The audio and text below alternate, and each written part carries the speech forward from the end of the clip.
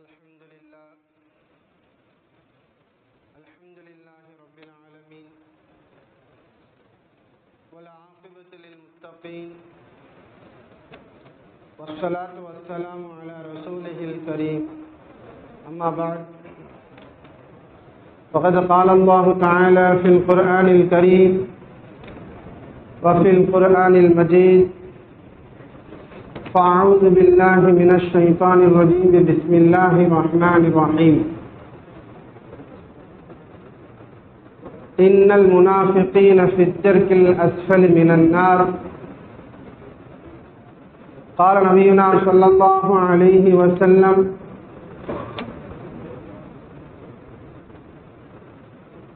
علامات المنافق ثلاث إذا حدث كذب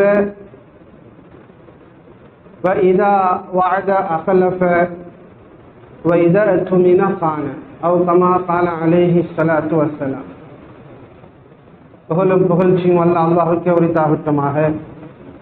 ஸலாத்தும் சலாமும் எம்பெருமானார் முஹம்மது முஸ்தபா ஸல்லல்லாஹு அலைஹி வஸல்லம் அவர்களின் மீதும் அவர்களின் வழியை பின்பற்றிய உத்தம சஹாபாக்கள், தாபிஈன்கள், தபஅ தாபிஈன்கள், அவுலியாக்கள், நாதாக்கள், சுஹதாக்கள், குறிப்பாக இங்கு அமர்ந்திருக்கும் நம் அனைவரின் மீதும் என்றென்று நின்று நிலவட்டுமா. கண்ணியத்திற்குரிய அல்லாஹ்வின் நல்லடியார்களே, நாம் இன்று பார்க்க இருக்கின்ற தலைப்பு நயவஞ்சகன் என்றால் யார்? நயவஞ்சகன் என்றால் நடிக்கக்கூடியவர்கள் என்றால் அரபியில முனாஃபிக் என்பதாக சொல்வார். எப்படி தண்ணீருக்கு எதிர்ச்சொல் நெருப்போ, இரவுக்கு எதிர்ச்சொல் பகலோ, ஒரு முஃமினுக்கு எதிர்ச்சொல் முனாஃபிக் என்ற தன்மை. முனாஃபிக் உள்ளத்தில் ஒன்று இருக்கும், நாவில் வேறு இருக்கும். இவர்களுக்கு நயவஞ்சகன் என்பதாக சொல்வார். முனாஃபிகீன்கள் இருவகை. நிஃபாக்கை இஅ்திகாதி ஒன்று, இரண்டாவது நிஃபாக்கை அமலி. நிஃபாக்கை இஅ்திகாதி என்றால் குர்ஆனில் உள்ள ஆயத்துகளை சிலதை ஏற்றுக்கொண்டு சிலதை மறுக்குதல். ரசூலுல்லாஹி ஸல்லல்லாஹு அலைஹி வஸல்லம் அவர்களில் உள்ள சொற்களை சிலதை ஏற்றுக்கொள்வது, சிலதை மறுக்குதல். இவர்களுக்கு பேரு முனாஃபிகுல் இஅ்திகாத். இவர்களை குர்ஆன் காஃபிர் என்பதாக சொல்லுகிறது. வயகூலூன நுஃமினு பிபஅதின் வநக்ஃபுரு பிபஅத். ஒரு ஆயத்தில் அல்லாஹ் சொல்லுவான், அந்த காஃபிர்கள் சிலதை ஏற்றுக்கொள்கிறார்கள், சிலதை மறுக்கிறார்கள். உலாயிக ஹுமுல் காஃபிரூன ஹக்கா. இவர்கள் தான் உண்மையான காஃபிர்கள். இந்த முனாஃபிகீன்களுக்கு குர்ஆன்ல சில ஆயத்துகளை மறுக்கிறது, சில கொள்கைகளை மறுக்கிறது, ஷரியத்தில் சில சட்டங்களை மறுக்கிறது, ரசூலுல்லாஹி ஸல்லல்லாஹு அலைஹி வஸல்லம் அவர்களை மறுக்கிறது. இவர்கள் முனாஃபிகீன்கள், இவர்கள் காஃபிர்கள். இவர்களை பற்றி அல்லாஹ் ஒரு ஆயத்தில் இப்படி சொல்றான், இன்னல் முனாஃபிகீன ஃபித்தர்கில் அஸ்ஃபலி மினன்னார். நிச்சயமாக நயவஞ்சகம் கொண்ட உள்ளமுடையவர்கள், நயவஞ்சகர்கள், முனாஃபிகீன்கள் நரகத்தில ஆக கடுமையான நரகத்தில் நுழைவாங்க. ஆக கடைசி நரகம்னா ஆக கடுமையான நரகம். அதற்கு மேலுள்ள நரகத்துக்கு காஃபிர்கள் நுழைவாங்க. அப்படி என்ன அப்படின்னு சொன்னா, எதிரியை நம்பிடலாம், துரோகியை நம்பக்கூடாது என்று சொல்லும் இல்லையா? அதுபோல காஃபிர்கள் என்று சொல்லக்கூடியவங்க அல்லாஹ்வை ஏற்றுக்கொள்ளல, தெளிவாக ஆகி போச்சு. அவங்க ஒன்றும் பிரச்சனை இல்லை, அல்லாஹ்வை ஏற்றுக்கொள்ளல, அவங்க கடவுளை வணங்குறாங்க, நம்ம கடவுளை வணங்குறோம், இதுல தெளிவாக ஆயிடுச்சு. நயவஞ்சகர் என்றால் யார் என்றால் முஃமினாக இருப்பாங்க, ஈமான்ல இருப்பாங்க, இஸ்லாத்துல இருப்பாங்க, எல்லாமே கொள்கை கொள்வாங்க, ஆனால் சிலதை ஏற்றுக்கொள்ளாமல் நடிப்பார்கள். தேவைக்கேற்றுவதை போன்று ஷரியத்தை பின்பற்றுவாங்க. தனக்கு தேவையில்லை என்றால் சில விஷயங்களை அவர்கள் பின்தள்ளுவாங்க. இந்த முனாஃபிக்கீன்கள் என்று சொல்லக்கூடிய இந்த தன்மையுடையவர்கள் ரசூலுல்லாஹி ஸல்லல்லாஹு அலைஹி வஸல்லம் அவர்கள் காலத்திலேயே உருவானாங்க. ரசூலுல்லாஹி ஸல்லல்லாஹு அலைஹி வஸல்லம் அவங்க மக்காவில் இருக்கும் பொழுது ஷரியத்தை எதிர்த்தவர்கள், ரசூலுல்லாஹ்வுடைய கொள்கையை எதிர்த்தவர்கள் முஷ்ரிக்கீன்கள். ஆனால் ரசூலுல்லாஹ் மதீனாவுக்கு வந்த பிறகுதான் முனாஃபிக்கீன்கள் வெளிப்பட்டாங்க. மதீனாவில் யகூதிகள் இருந்தாங்க. அந்த யகூதிகள் தான் முனாஃபிக்கீன்களாக மாறுவாங்க. முனாஃபிக் என்ற தன்மையே மதீனாவுக்கு வந்த பிறகுதான் அவர்கள் ரசூலுல்லாஹ்வை ஏற்றுக்கொள்வாங்க. அவர்களுடைய கொள்கையும் உள்ளத்துல இருக்கும். எந்த அளவுக்கு அப்படின்னு சொன்னா ஈமான் கொள்வாங்க ரசூலுல்லாஹ்வை, அவர்களுடைய கொள்கையிலே இருப்பாங்க. ஆமனு காலு ஆமன்னா, முஃமின்களிடத்துல வந்தா அந்த முனாஃபிக்கீன்கள் நாங்களும் ஈமான் கொண்டோம், உங்களை போலதான் நாங்களும் ஈமான் கொண்டோம் என்பதாக. காரணம் உயிர் பயம். இது ரசூலுல்லாஹ் மதீனாவுக்கு சென்ற பிறகு முழு மக்களும் ரசூலுல்லாஹ்வை ஏற்றுக்கொண்டாங்க. முழு மக்களும், அது யகூதிகளும் ரசூலுல்லாஹ்வை ஏற்றுக்கொண்டாங்க. அதனால நம்ம எதிர்த்து இருந்தோம் அப்படின்னு சொன்னா நம்மள இவர்கள் ஏதாவது செய்வாங்க என்ற பயமும், இதற்கு முன்னாடி உள்ள அந்த கொள்கையில இருக்கிறவங்க நம்மளை ஏதாவது செய்திருவாங்க என்ற பயத்துல சில யகூதிகள் நயவஞ்சகத்துல வைத்துக் கொண்டு இப்படி வாழ்ந்தாங்க. அப்ப முஸ்லிம் நிலத்துல வந்தா நான் ஈமான் கொண்டோம், உங்களை போலதான் நாங்களும் ஈமான்தாரி தான். அவர்களுடைய ஷைத்தான்களாகி அவருடைய தலைவருக்கு போனா இல்ல இன்னமா நஹ்னு முஸ்தஹ்சிஊன், நாங்க அவங்க கிட்ட போனது சும்மா கேலி பண்ணதான் போனோம், சும்மா ஏமாத்தமா கேலி பண்ற மாதிரி போனோம் அப்படின்னு சொல்லி அவங்க தலைவர்களிடத்துல போனா அவங்க மக்களிடத்துல போனா அப்படி மாறி பேசுவாங்க. இவங்களதான் அல்லாஹ் தஆலா முனாஃபிக்கு என்பதாக குர்ஆன்ல சொல்லுவோம். இவர்கள் காஃபிர்கள் என்பதாக சொல்லுவாங்க. ஏன்னா ரசூலுல்லாஹ்வை ஏற்றுக்காதது அதன் கொள்கை சம்பந்தமானது. குர்ஆன்ல சில ஆயத்துகளை ஏற்றுக்காதது சில கொள்கை சம்பந்தமானது. கொள்கை சம்பந்தமான விஷயங்கள்ல நம்ம நயவஞ்சகம் வச்சுக்கிட்டு இருந்தோம்னா அவர்கள் காஃபிர் என்பதாக பல ஆயத்துகள் குர்ஆன்ல சொல்லப்படுது. அவர்களால் மாற்றார்களால் பிரச்சனை இல்லை, நம்ம பாட்டுக்கு நம்ம வேலையை பார்த்துட்டு இருப்போம், அவங்க வேலையை பார்த்துட்டு இருப்போம். உன்னை நம்பி எல்லா விஷயம் செய்யும்போது நீ கூட இருந்து துரோகம் செய்வ இல்லையா, அதனாலதான் அந்த துரோகம் செய்வதன் காரணத்தினால்தான், அப்படி நடிப்பதன் காரணத்தினால்தான் ஆக பெரிய நரகம் என்பதாக நயவஞ்சகம் உள்ள நபர்களுக்கு அல்லாஹ் குர்ஆன்ல அப்படி சொல்றான்.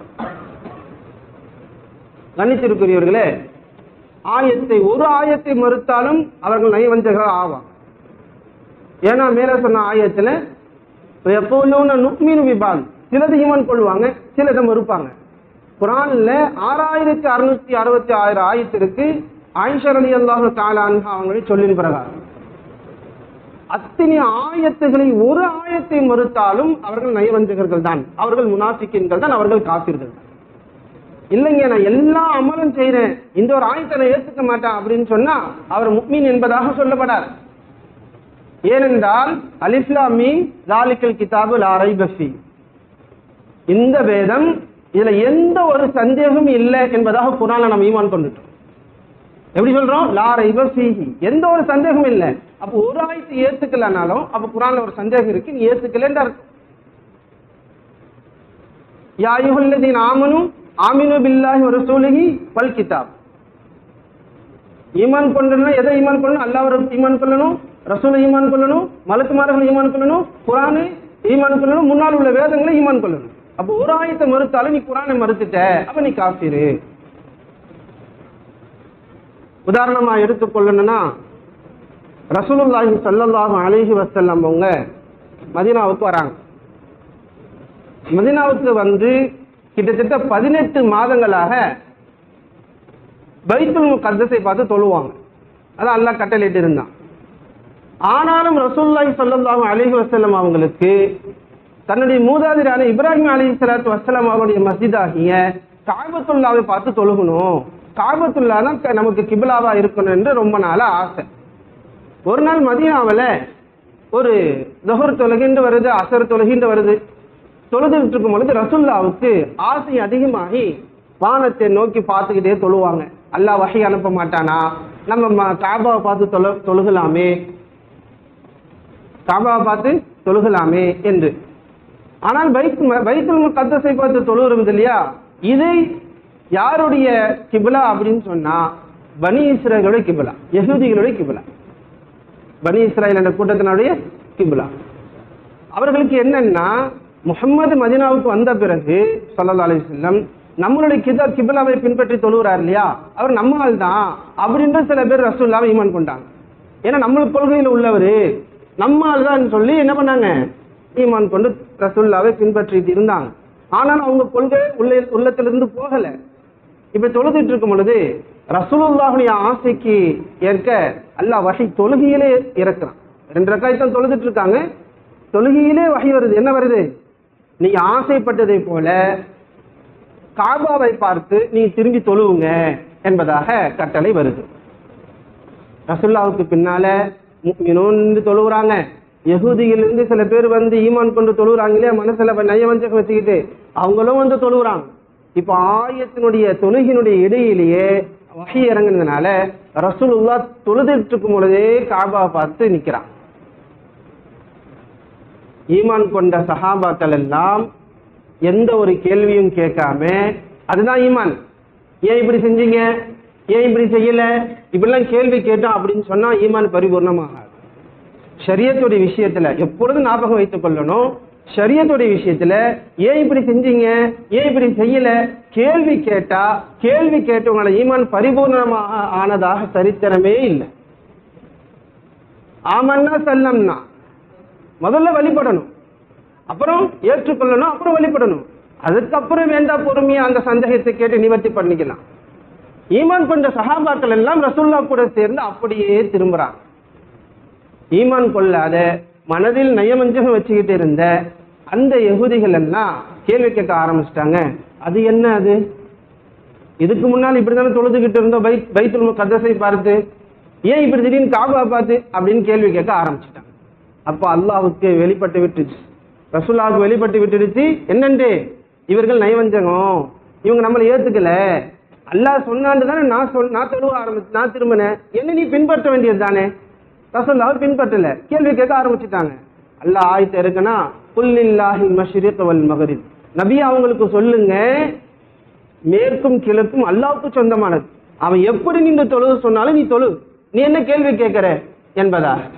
வரலாறுல அல்லாஹ் அடுத்து சொல்றான், இது போன்ற ஏன் கிப்லாவை பார்த்து நான் ரசூலுல்லாஹ் தொழுவ சொன்னான் அப்படின்னா, யார் யார் உள்ளத்துல உண்மையான ஈமான் இருந்தது, யார் யார் உள்ளத்துல நயவஞ்சகம் இருந்தது, சும்மான ரசூலுல்லாஹை பின்பற்ற என்று சொல்லிக்கிட்டு இருந்தாங்க என்று கண்டுபிடிக்கிறதுக்காக தெரிஞ்சுக்கிறதுக்காக வேண்டி அல்லாஹ் இந்த ஆயத்தை இறக்குறதுல யார் யார் ரசூலுல்லாஹை மறுத்தாங்க என்பது விளையாடிச்சு.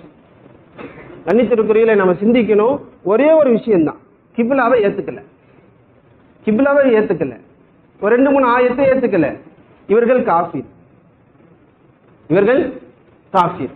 கண்ணித்திருக்குரிய அல்லாஹ்வின் நல்லடியார்களே, இப்பொழுது உலகத்துல பரவலாக நடந்துகிட்டு இருக்கு.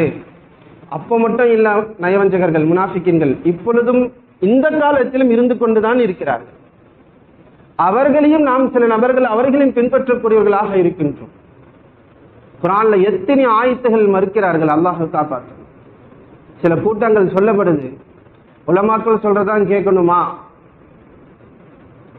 ஆலிம்கள் சொல்றதான் கேட்கணுமா, ஏன் இவங்களாம் நாங்களாம் சொல்லக்கூடாதா, ஆலிம் படிக்கணும்னு சொன்னா ரசூலுல்லாஹ் சொல்லி கொடுத்தாங்களா, இவங்க தான் ஆலிம் யாரையாவது அடையாளம் காட்டினாங்களா என்றெல்லாம் கேள்வி கேட்டு யார் வேணாலும் ஷரியத்தை பேசலாம் என்பதாக இப்பொழுது பேசிக்கிட்டு இருக்காங்க. இப்பொழுது பேசிக்கிட்டு இருக்காங்க. யாரை எங்க பிடிக்கணும்னு நல்லா தெரிஞ்சு வச்சுக்கிட்டு இருக்காங்க.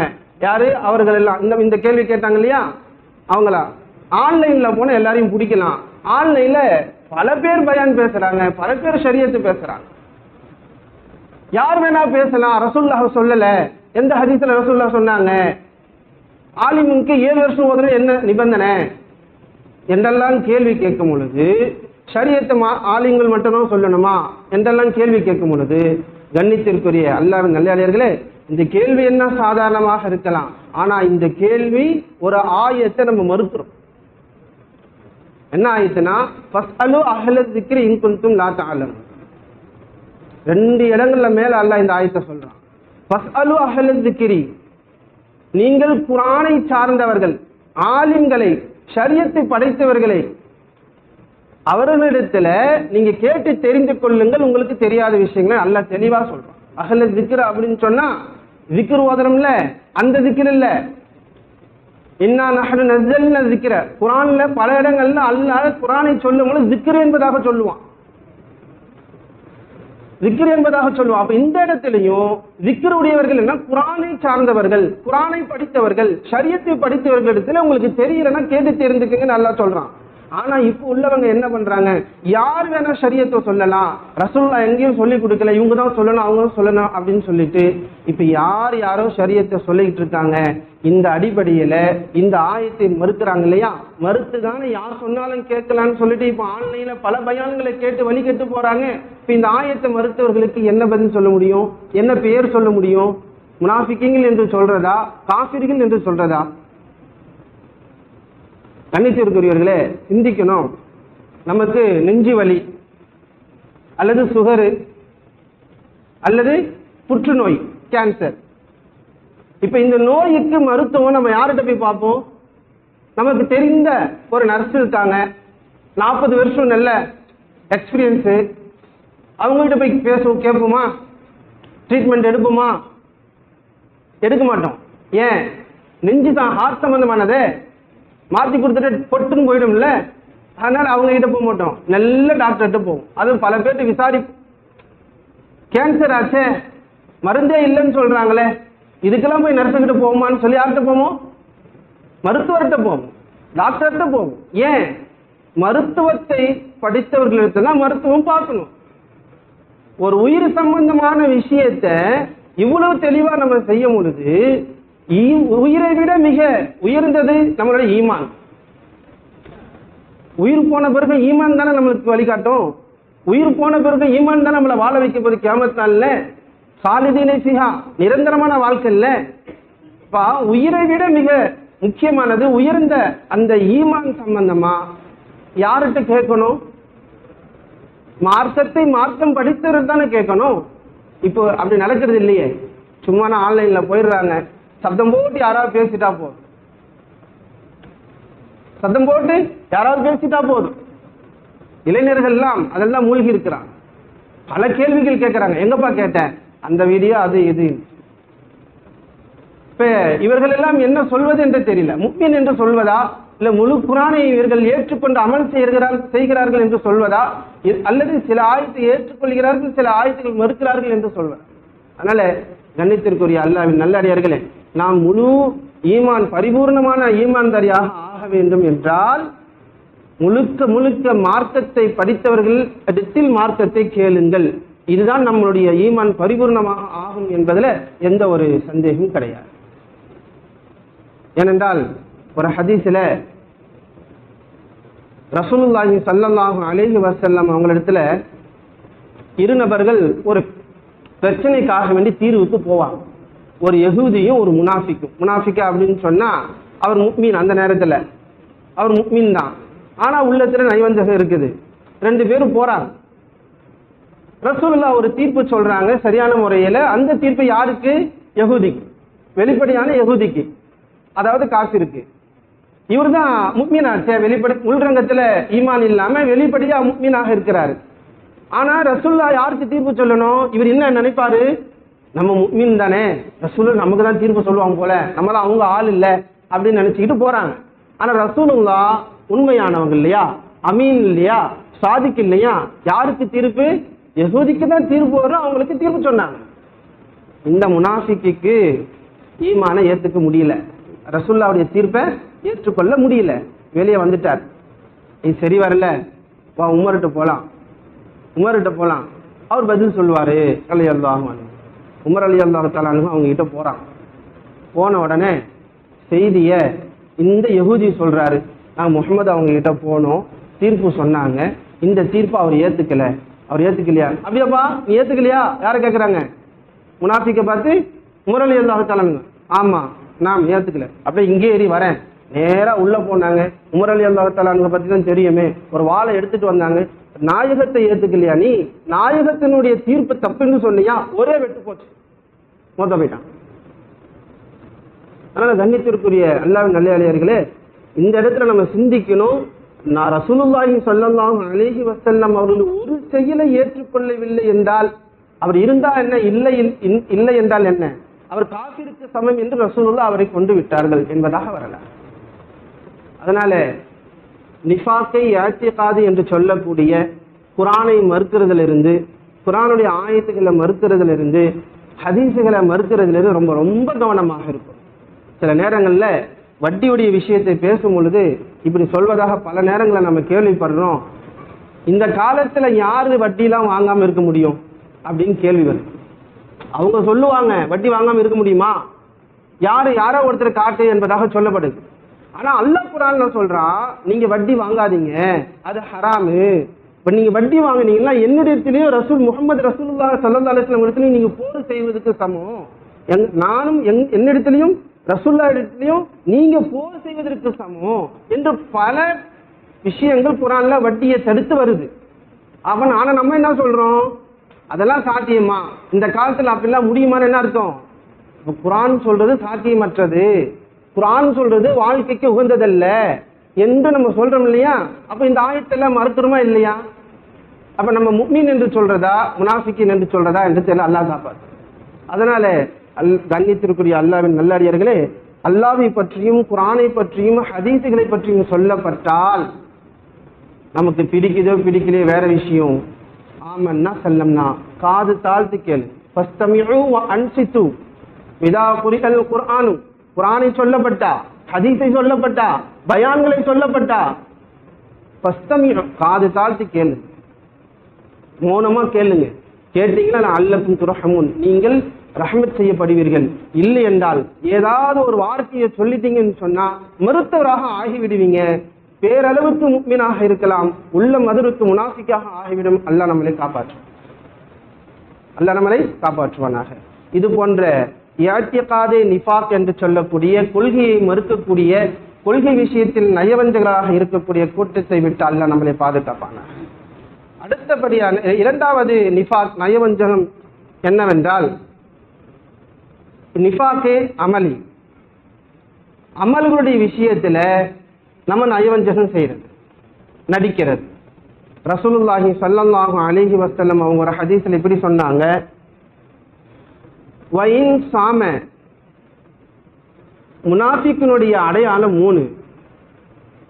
ஒருவர் நோன்பு வைக்கிறாரு, தொழுகிறாரு, ஆனா அவரு முஸ்லிம் என்று நினைச்சுக்கிட்டு இருக்காரு, முஸ்லிம் என்று நினைச்சுக்கிட்டு இருக்காரு. ஆனா அவரு இதா ஹத்தஸ கதிப, அவரு பேசினாலே பொய் சொல்வார். இந்த தன்மையில யார் இடத்துல இருக்கோம்னா காஃபிர்களை பத்தி விஷயம் இல்லை, ஈமான் கொண்ட நம்ம இடத்துல, தொழுகைக்கு வரக்கூடிய நம்ம இடத்துல, தொழுகைக்கு வரக்கூடிய திக்ரு செய்யக்கூடிய நம்ம இடத்துல, தாடி தொப்பி வச்சுட்டு இருக்கக்கூடிய நம்ம இடத்துல, ஜுப்பா போட்டு இருக்கக்கூடிய நம்ம இடத்துல இருக்கக்கூடிய விஷயம், அந்த சாப்டர் காஃபிர்கள், அந்த விஷயம் முடிஞ்சு போச்சு. இப்ப நம்ம இடத்துல இருக்கக்கூடிய விஷயத்தை ரசூலுல்லாஹ் சொல்றாங்க, இதுவும் முனாஃபிக் தான், இது பாவத்துல கட்டுப்படும், அது குஃப்ர்ல போயிடும், இது பெரிய பாவத்துல கட்டுப்படும் என்பதாக சொல்லப்படுது. என்னன்னா இதா ஹத்தஸ கதிப, பேசினா பொய் பேசுவான், பேசினால் பொய் பேசுவாங்க. இதா வஅத அஹலஃப, இதா வஅத அஹலஃப, வாக்கு கொடுத்தா மாறு செய்வான், வாக்கு கொடுத்தா மாறு செய்வாங்க. வைதா துமின கான, அவரிடத்துல அமானத்தா ஏதாவது கொடுக்கப்பட்டா மோசடி செய்வான், மோசடி செய்வான். சில இமாம்கள் சொல்றாங்க, இது போன்ற தன்மையில ரொம்ப கவனமாக இருக்கணும். அதுவும் சில நேரங்களில் ரசூலுல்லாஹ் குஃப்ர் என்பதாக சொல்லியிருக்கிறாங்க. சிபாபுல் முஸ்லிமி ஃபுசூகுன் வ கித்தாலுஹு குஃப்ருன், ஒரு முஸ்லிமை இன்னொரு முஸ்லிம் திட்டுவது பாவம், ஒரு முஸ்லிமை இன்னொரு முஸ்லிமை திட்டுவது பாவம். வ கித்தாலுஹு குஃப்ருன், அவரை கொலை செய்வது குஃப்ர் என்பதாக சொல்லியிருக்கிறார். அவரை கொலை செய்வது ஆனால் கண்ணியத்திற்குரிய அல்லாஹ்வின் நல்லடியார்களே, குர்ஆன்ல ஒரு ஆயத்தில் அல்லாஹ் இப்படி சொல்லுவான், வல் ஃபித்னத்து அஷத்து மினல் கத்ல். குழப்பம் விளைவிப்பது என்பது ஒருவரை கொலை செய்வதை விட கடினமானது. குழப்பம் விளைவிப்பது என்பது ஒருத்தரை திட்டுறது, அவங்கள தப்பா சொல்றது, அவர்கள் ரகசியத்தை வெளிப்படுத்துறது. நம்ம நேற்று பேசின விஷயத்துல இஸ்லாம் எல்லா விஷயத்திலும் நம்மளுக்கிட்ட எதிர்பார்க்கறது என்ன அப்படின்னு சொன்னா நற்குணத்தை தான் எதிர்பார்க்குறது. ஈமான் பரிபூர்ணமாக ஆகணும் அப்படின்னு சொன்னா முழுக்க முழுக்க நம்ம தேடி பார்த்தோம்னா எல்லா ஈமான் பரிபூர்ணமான அமல்களும் நற்குணம்தான், நற்குணம்தான். ஆக அல்லாஹ்வின் நல்லடியார்களே, நாம் இது போன்ற தன்மையிலிருந்து ரொம்ப மிகவும் கவனமாக இருக்கணும். யூசுப் அலைஹிஸ்ஸலாத்து வஸ்ஸலாம் அவர்களை கிணற்றில் போட்டதிலிருந்து யூசுப் அலைஹிஸ்ஸலாத்து வஸ்ஸலாம் அவங்கள கிணத்துல தூக்கி போட்டுருவாங்க. அதற்கு காரணம் எல்லாம் இந்த கெட்ட குணங்கள் தான். ஷைத்தான் அல்லாஹ்வுக்கு மாறு செய்து, மிகப்பெரிய ஆலிமாக இருந்த ஷைத்தான் அல்லாஹ்வுக்கு மாறு செய்து தூக்கி எறியப்பட்ட காஃபிராக மாறியதுக்கு காரணம் அந்த பெருமையும் ஒப்பாத குணமும் பொறாமை குணம்தான். அதனால அல்லாஹ்வின் நல்லடியார்களே, நாம் பரிபூர்ணமான ஈமான் உடையவராக ஆக வேண்டும் என்றாலும், நயவஞ்சக தன்மையில் இருந்து நாம் வெளியே வர வேண்டும் என்றாலும், நாம் நற்குணங்களை வெளிப்படுத்தி நல்ல குணங்களுடன் வாழ்வதற்கு நம்ம முயற்சி செய்தோம் என்றால் பரிபூர்ணமான ஈமான் உடையவர்களாக வாழ்வதற்கு அல்லாஹ் நமக்கு வழிவகுப்பான். அல்லாஹ்தால நமக்கு பாக்கியத்தை கொடுப்பானாக. ஈமானுடைய கூட்டத்திலே, ஈமான்தாரிகளுடைய கூட்டத்திலே நம் அனைவரையும் அல்லாஹ் ஆக்கி அன்பானிப்பானாக. நயவஞ்சகம் என்று சொல்லக்கூடிய முனாஃபிக்குகளுடைய கூட்டத்தை விட்டு அல்லாஹ் நம்மளை பாதுகாப்பானாக. வாஹிரு தஅவானா அல்ஹம்துலில்லாஹி ரப்பில் ஆலமீன். அஸ்ஸலாமு அலைக்கும் வரஹ்மத்துல்லாஹி வபரகாத்துஹு. சுப்ஹானல்லாஹி வபிஹம்திஹி சுப்ஹானக்கல்லாஹும்ம وبحمدك أشهد أن لا إله إلا أنت أستغفرك وأتوب إليك. سبحان ربك رب العزة عما يصفون وسلام على المرسلين والحمد لله رب العالمين. صلى الله على محمد صلى الله عليه وسلم. صلى الله على محمد صلى الله عليه وسلم. صلى الله على محمد يا رب صل عليه وسلم.